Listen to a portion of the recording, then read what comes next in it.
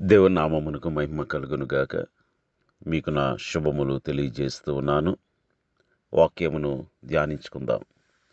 సమూయేలు 2వ గ్రంథము 12వ అధ్యాయము 23వ వచనము. ఇప్పుడు చనిపోయిన గనుక నేనెందుకు ఉపవాసం ఉండవలెను? వానిని తిరిగి రప్పించగలనా? నేను వాని యొద్దకు పోవుదును గాని వాడు నా యొద్దకు మరలా రాడని వారితో చెప్పాను.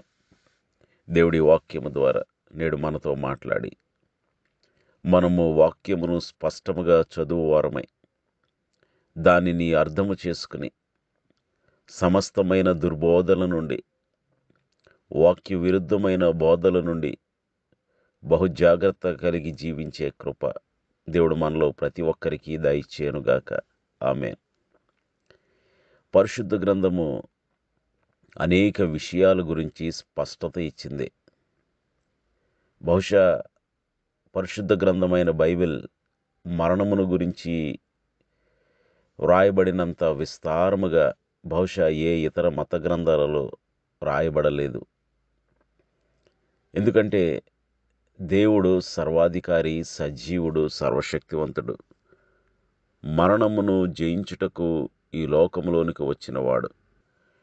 మరణములో నుండి మార్గం ఏర్పరిచినవాడు.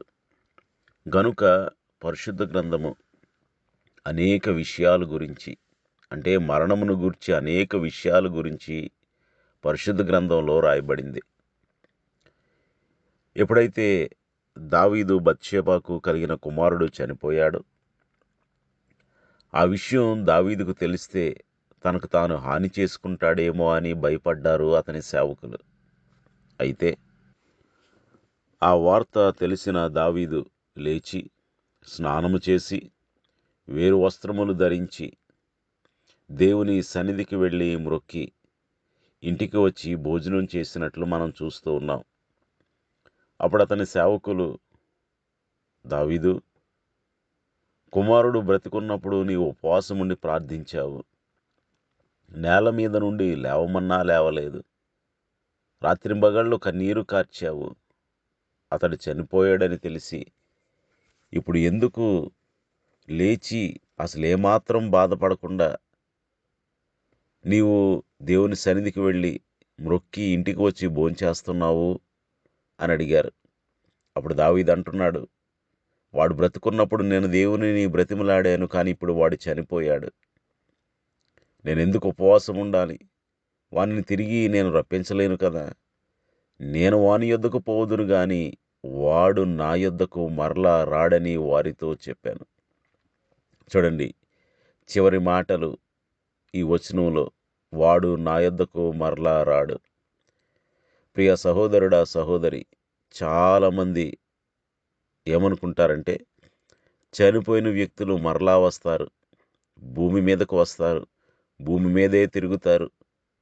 అదిగో అక్కడ నాకు కనపడ్డాడు, ఇక్కడ నాకు కనపడ్డారు, ఆ వేప చెట్టు మీద ఉన్నారు, ఈ చింత చెట్టు మీద ఉన్నారు, అక్కడ ఎవరికో కనిపించారట, ఆ మార్గమును వెళ్తుంటే అక్కడ ఉన్నారట, ఆ ఇంట్లో ఉన్నారట, చనిపోయిన ఇంట్లోనే దయ్యమై తిరుగుతున్నారట, గాలయ్యాడట, ధూళయ్యాడట, ఎన్నెన్నో మాటలు మాట్లాడతారు.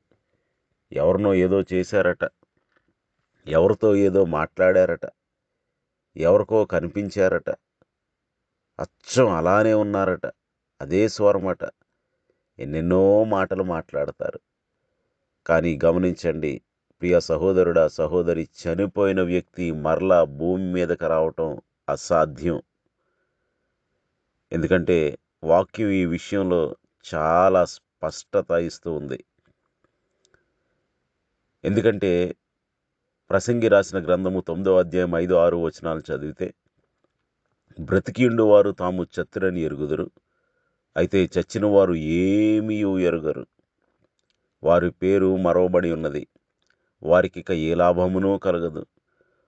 6వ వచనం చూసినట్లయితే, వారిక ప్రేమింపరు, పగపెట్టుకొనరు, అసూయపడరు, సూర్యుని కింద జరుగు వాటిలో దేని యందును వారికిక ఎప్పటికీ వంతు లేదు. ఎంత స్పష్టంగా పరిశుద్ధ గ్రంథంలో ఈ మాటలు రాయబడ్డాయో చూడండి. సూర్యుని కింద జరుగు వాటిలో దేని యందును వారికిక ఎప్పటికీ వంతు లేదు. అయితే కొంతమంది ప్రశ్నిస్తారు, సమూయేలు ప్రవక్త కర్ణపిశాచి అయిన స్త్రీ యొద్దకు వెళ్ళినప్పుడు ఆ స్త్రీ సమూయేలును రప్పించెను కదా అని. గమనించండి, ఈ మాటలు సమూయేలు మొదటి గ్రంథం 28వ అధ్యాయంలో రాయబడ్డాయి. సౌలు ఫిలిష్తీయులతో యుద్ధానికి సిద్ధపడ్డాడు. ఎందుకంటే ఫిలిష్తీయులే అన్ని రకాలుగా సిద్ధపడి విస్తారమైన సైన్యమును సమకూర్చుకుని, దావీదు సౌలునొద్ద లేడు, సౌలే దావీదును తరిమేశాడు అన్న వార్త తెలుసుకొనిన వారే అన్ని రకాలుగా సిద్ధపడి దావీదు లేడు అన్న ధైర్యంతో సౌలు మీదకి యుద్ధానికి వచ్చారు. సౌలు ఫిలిష్తీయుల దండును చూచి మనసునందు భయకంపమునుంది యెహోవా యొద్ద విచారణ చేశాడు. కానీ రాజైన సౌలు యొక్క అవిధేయతను బట్టి, ఆజ్ఞాతిక్రమమును బట్టి, అతడు ఎంతో ప్రవర్తించిన దుర్మార్గపు తీరును బట్టి దేవుడు స్వప్నము ద్వారానైనను, ఉరీము ద్వారానైనను, ప్రవక్తల ద్వారానైనను ఏమీ సెలవీయలేదు. అప్పుడు సౌలు ఏమన్నాడంటే, నా కొరకు మీరు కర్ణపిశాచము గల ఒక స్త్రీని కనుగొనండి, నేను పోయి దాని చేత విచారణ చేతునని తన సేవకులకు ఆజ్ఞ ఇచ్చాడు. కానీ వారు వెంటనే చిత్తము ఎందోరులో కర్ణపిశాచము గల ఒక స్త్రీ ఉన్నదని అతనికి తెలియజేశారు. అప్పుడు ఆ స్త్రీ యొద్దకు రాజైన సౌలు వెళ్ళినప్పుడు ఆ స్త్రీ అంటుంది, నేను నీతో మాట్లాడటానికి ఎవరిని రప్పించాలి అని అడిగింది. అప్పుడు రాజైన సౌలు అన్నాడు, సమూయేలును రప్పించాలి అని అడిగాడు. చూడండి, ఏదో ఎక్కడో షెల్ఫ్లో పెట్టాము వస్తువు, ఏ వస్తువు కావాలి అని అడిగినట్లుగా, ఏదో గ్రాసరీ షాప్కి వెళ్ళి నాకు కిలో షుగర్ కావాలి అని అడిగినట్లుగా, 2 కిలోల సాల్ట్ కావాలి అని అడిగినట్లుగా ఎంత సులువుగా రాజైన సౌలు అడుగుతూ ఉన్నాడు. అప్పటికి ఆ చనిపోయిన వారి ఆత్మల మీద ఈ కర్ణపిశాచము గల స్త్రీకి సంపూర్ణమైన అధికారం ఉన్నట్లుగా నేను ఎవరిని పిలవాలి అని అడుగుతూ ఉన్నది. అప్పుడు రాజైన సౌలు సమూయేలును పిలవాలి అని అడిగాడు. అయితే 12వ వచనం మనం చూసినట్లయితే ఆ స్త్రీ సమూయేలును చూచినప్పుడు బిగ్గరగా కేకవేసింది. ఒకవేళ నిజంగా సమూయేలునే ఆమె పిలవగలిగిన సామర్థ్యం ఉన్నప్పుడు, సమూయేలు వచ్చినప్పుడు ఎందుకు సమూయేలు కొరకు సమూయేలును చూచి ఆమె భయపడింది? ఒకవేళ ఎవరిని బడితే వారిని పిలవగల సత్తా, సామర్థ్యము, శక్తి ఆమెకున్నట్లయితే బహుశా పాతాళంలో ఎవ్వరూ ఉండాల్సిన అవసరం లేదు. చనిపోయిన వారందరినీ కూడా భూమి మీదకి పిలిచేయవచ్చు. గమనించండి, పరిశుద్ధుడైన, ప్రవక్త అయిన, ప్రార్థనాపరుడైన, విశ్వాసయోధుడైన, న్యాయాధిపతి అయిన ఈ సమూయేలుపై కర్ణపిశాచము గల స్త్రీకి అధికారమా? ఆ పరిశుద్ధుని ఆత్మపై కర్ణపిశాచము గల స్త్రీకి అధికారమా? ఎవరికి అధికారం ఉంటుంది? ఆత్మలను పరలోకమునకు పంపువాడును, నరకంలో పడద్రోయగలవాడును అయిన సర్వసృష్టి కలిగిన, సర్వశక్తి కలిగిన, సర్వసృష్టికర్త అయిన దేవునికే కదా. ఇక మరికి ఎవరికి అధికారం ఉంటుంది? ఒకవేళ కర్ణపిశాచము గల స్త్రీకే ఎవరిని పడితే వారిని పాతాళంలో నుండి పిలవగలిగిన సామర్థ్యం ఉన్నట్లయితే ఇక పాతాళము ఖాళీ అయిపోతుంది.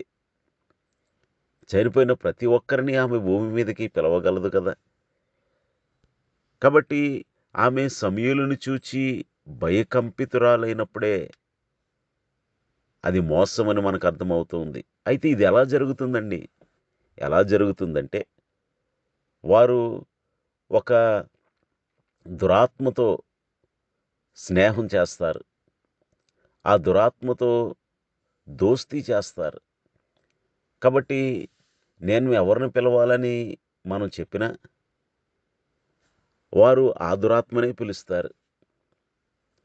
ఒకవేళ ఆ వ్యక్తి వెళ్ళి, మా తాత విస్తారమైన ఆస్తి మాకుంది, ఆ దస్తవేజులు ఎక్కడో పెట్టి చనిపోయాడు, ఎక్కడ పెట్టాడో కనుక్కో అంటే ఈ దురాత్మలు భూమి అందంతటా అటు ఇటు తిరుగుతూ ఉంటాయి కదా. కాబట్టి ఎక్కడో ఏదో ఇంట్లో, ఏదో గదిలో, ఏదో మూలన, ఎక్కడో కింద భూమిలో పాతిపెట్టానని చెప్తే, ఏదో ట్రంకు పెట్టెలో దాచిపెట్టానని చెప్తే, ఏ మంచం కిందో దాచిపెట్టానని చెబితే, అది కలిగిన వెంటనే నిజమే మా తాతనే పిలిచాడు, మా తాతే చెప్పాడు అనుకుంటారు వారు. ఎందుకంటే ఈ దురాత్మలు భూమి అందంతటా సంచరిస్తాయి కాబట్టి కొన్ని విషయాలు వారికి తెలిసుండొచ్చు. అంతే తప్ప ఏ వ్యక్తిని పడితే ఆ వ్యక్తిని పిలిచే సామర్థ్యము, శక్తి, బలము ఈ మనుషులకు, కర్ణపిశాచము గల స్త్రీలకు, దురాత్మ సంబంధితులకు ఉండదు. అయితే గమనించండి, ఎవరైతే ఈ కర్ణపిశాచము గల స్త్రీ నద్దకు వెళ్ళాడో సౌలు మరణశిక్ష పొందాడు. సమూయేలే వచ్చాడు, సమూయేలును పంపించింది ప్రభువే అంటూ ఉన్నాడు, రేపు నీవు కూడా నీ పిల్లలు నాతో పాటు ఉంటారు అని. కాబట్టి కర్ణపిశాచము గల స్త్రీలను, చిల్లంగితనమును, అపవిత్రాత్మలను ఎవరైతే వారు తమ దాని ఒట్టుకు వెళ్తారో వారికి కఠినమైన శిక్ష విధించబడుతుంది. ప్రియ సహోదరుడా, సహోదరి, మంత్రాలు, తాయిత్తులు, అపవిత్రాత్మలతో సహవాసాలు, కర్ణపిశాచములు ఇవన్నీ కూడా దేవునికి అత్యంత అసహ్యమైనవి, మరణకరమైన శిక్షను విధించేవి. యోబు గ్రంథంలో కూడా 7వ అధ్యాయం 9వ వచనంలో మేఘము విడిపోయి అదృశ్యమగునట్లు పాతాళమునకు దిగిపోయిన వాడు మరి ఎప్పుడునూ రాడు. చూడండి, ఇక్కడ కూడా పాతాళం అనే మాట ఉపయోగిస్తూ ఉన్నారు. పాతాళమునకు దిగిపోయిన వాడు మరి ఎప్పుడునూ రాడు. మరి సమూయేలు వచ్చాడంటాం మోసమే కదా. ధనవంతుడు లాజరు ఉపమానంలో కూడా ధనవంతుడు అగ్ని చేత కాల్చబడుతూ ఉన్నాడు. చిటికిన వేలు కొన నీటిలో ముంచి అతని నాలుకపై వేయమంటూ ఉన్నాడు, దాహము తీర్చమంటూ ఉన్నాడు.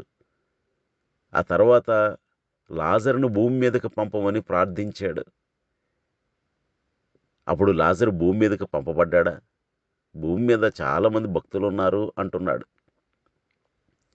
కాబట్టి ప్రియ సహోదరుడా, సహోదరి, మరి రూపాంతరపు కొండ మీదకి మోషే, ఏలియాలు వచ్చారు కదా అంటే అలా వచ్చిన దాఖలాలు పరిశుద్ధ గ్రంథంలో ఇక ఎవరి విషయంలో జరిగింది?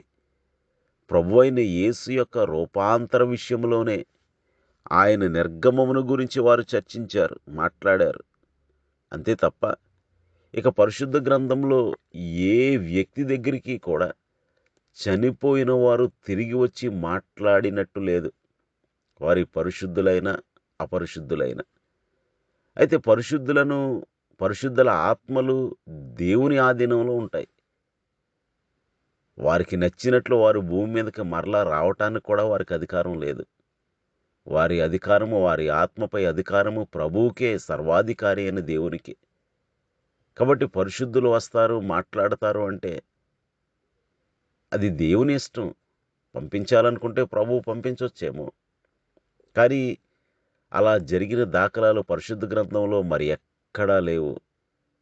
కాబట్టి ప్రియ సహోదరుడా, సహోదరి, ఎప్పుడు మనం మోసపోతాము అంటే వాక్యమును గురించిన లోతైన అవగాహన లేనప్పుడు మోసపోతాం.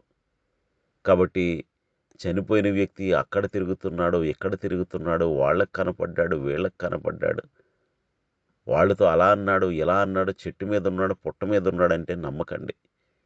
అదంతా వాక్య విరుద్ధమైనది, అది వాక్యానుసారమైనది కాదు.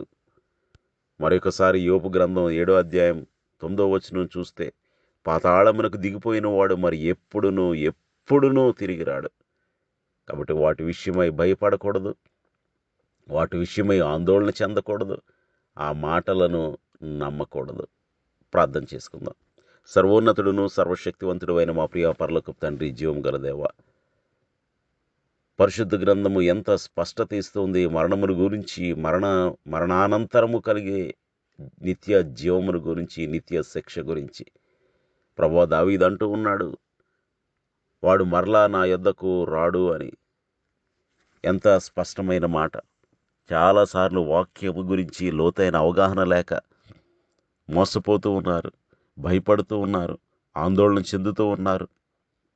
గాలయ్యారు, ధూళయ్యారు, చెట్టు మీద ఉన్నారు, పుట్ట మీద ఉన్నారన్న మాటలు నమ్ముతూ భయపడుతూ ఉన్నారు. ప్రభువా, అటువంటి అవసరము లేదని, ఆత్మలపై అధికారము నీకే కలదని, చనిపోయిన వ్యక్తి మరలా భూమి మీదకు రాడని, వారు పగపెట్టుకొనరని, అసూయపడరని, ద్వేషించరని, ఎవరికి హాని చేయరని, వారికిక ఏ లాభము కలగదని, సూర్యుని కింద జరుగు వాటిలో దేని యందైనను వారికిక ఎప్పటికీ వంతు లేదని ఈ వాక్యం స్పష్టం చేస్తూ ఉండగా, ప్రభువా, వాక్యమును సంపూర్ణముగా ఎరిగిన వారమై ధైర్యముతో ముందుకు సాగే కృప మాలో ప్రతి ఒక్కరికి దయచేయమని యేసునామములో స్తుతించి వినయముగా వేడుకొనుచున్నాము తండ్రి. ఆమేన్. మీ అందరికీ నా వందనములు. ప్రభు పరిచర్యలో మీ సహోదరుడు దిలీప్ బాబు.